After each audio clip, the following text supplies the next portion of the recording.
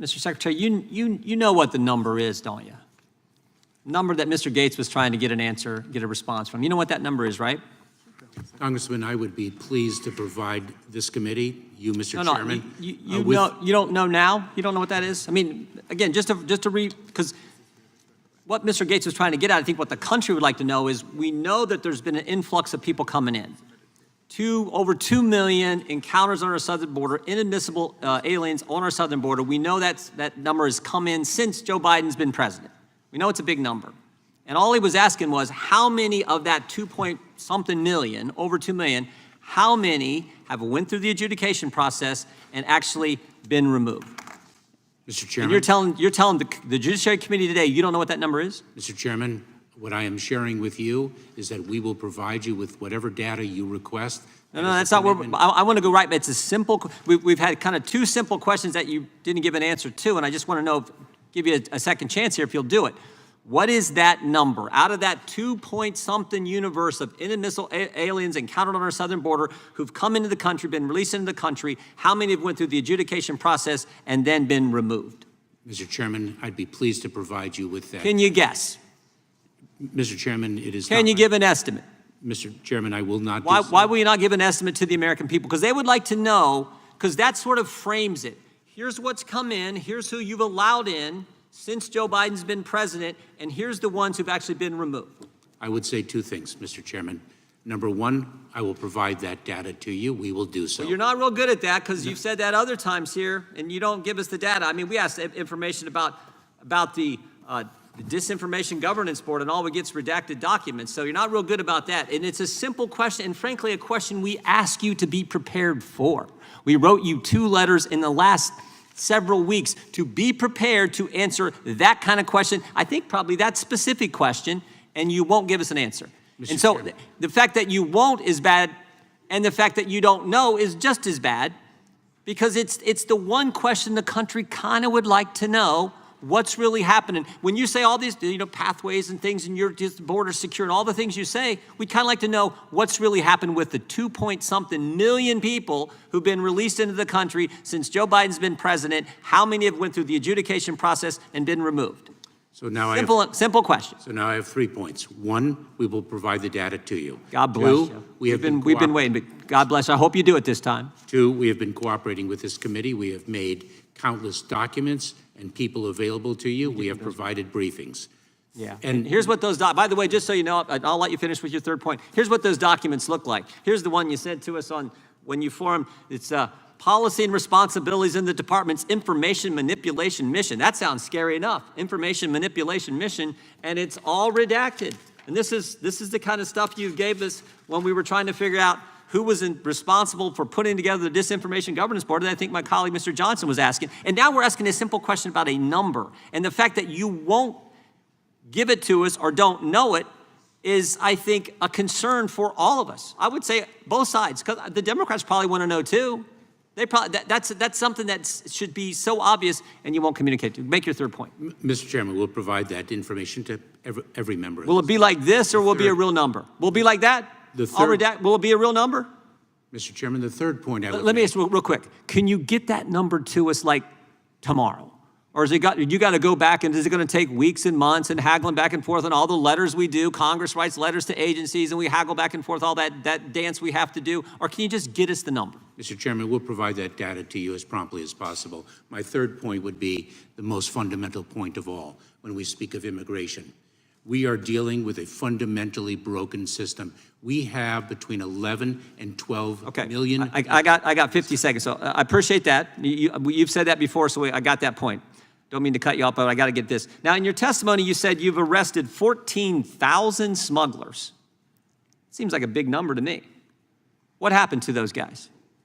Those individuals, Mr. Chairman, are, if the evidence so supports, prosecuted for smuggling. You've referred them to DOJ. You've arrested them. You've given them over to DOJ. What's happened to them? Have they been indicted, taken to trial, found guilty? Are they in prison somewhere? What's the status? That is a huge number. 14,000 smugglers. I mean, God bless you for getting them, but I'd like to know what happened to them. Very, very pleased to provide that data to you. Let me provide some examples. You just told us a couple minutes ago you work closely with the FBI. We'd like that information too. That's important. Have you arrested any of them multiple times? Congressman, I'll provide that information for You think that's a possibility? Some of those smugglers you've arrested more than once? Congressman, when I prosecuted immigration crimes in the 1990s, we saw individuals who had repeated violations of criminal laws of the United States and repeated removals from the United States. I've prosecuted. My time has expired. But you think a smuggler, you catch someone smuggling people, smuggling drugs, that guy would be prosecuted, and you'd think you would, again, know that answer too, but we hope you get those answers. Is Mexico an ally in this fight against illegal immigration? Yes, it is. So, I mean, it's hilarious and somewhat troubling that you say that, because like I'm looking at the El Chapo trial where President Nieto took a $100 million bribe from the Sinaloa cartel. Do you think that the subsequent presidents following Nieto weren't offered a bribe by the cartel or didn't take the bribe? Congressman, I disagree with everything you have said. Right, but you can disagree all you want, but what you won't provide is any number. And when you sit there and just kind of ostensibly disagree without any facts, it shows people what the real gig is. The Mexican government is captive to the cartels. They are doing the bidding of the cartels, and based on your response today, so are you. 2 million encounters and releases under your watch. So not including the Title 42 expulsions, not including violent criminals. Of those 2 million plus that you've encountered and released, how many have you told to go home? Congressman, individuals who are released are placed in immigration enforcement proceedings under the law where they can make their claim for relief. If their claim for relief is not satisfied, they are subject to removal from the United States. Right, subject to removal sounds very different than actually removed. So I'm not interested in the process. I'm not interested in what people are subject to. 2 million people encountered and released. Not the expulsions under Title 42, not the criminals. How many of those people have you deported? So, Congressman, a few points. Number one. Just how many of the people? I just want to know how many. Just a number. Congressman, we are dealing with a completely broken immigration system. I get it. No, Mr. Secretary, I'm not going to let you burn my 5 minutes. Do you know the answer? Do you know the number of people out of that 2 million that you've removed that aren't criminals? I do know that we have removed more aggravated felons. Right, I'm not asking about them. I've caveated that away, because here's what I'm sort of getting and what your non-responsiveness is demonstrating. The Mayorkas doctrine is this. If you show up at the border and get released into the country, if you don't commit a specific aggravated felony, which, by the way, doesn't include a lot of assault and battery, doesn't include a lot of bad domestic violence, but if you're not one of the people who commit those crimes, you get to stay forever. Is that a fair characterization of your doctrine? No, that is false. Then tell me how many you're sending home. No, that is false. Okay, but you don't know the number of how many you've sent home. Here's another number. 1.2 million people today have been through your entire process, right? They've been through what you call a removal proceeding is just an amnesty dance. Because after the 1.2 million people get an order from the judge saying that they don't have a basis to be here, you still don't remove them. Like, what's your plan to remove those people? Congressman, that is false. Okay, how many of them then? Just give me the number. Congressman, in this country,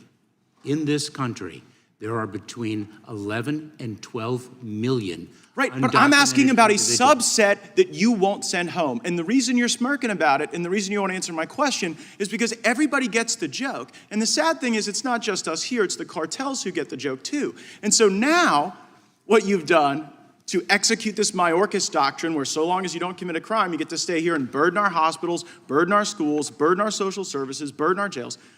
You've sent the message to the cartels, and then you've taken this app and you've digitized illegal immigration and you've scaled it to the moon. Like this app that you've got everybody downloading is like the Disney Fast Pass into the country, never to be subject to actual removal, just removal proceedings as you call them.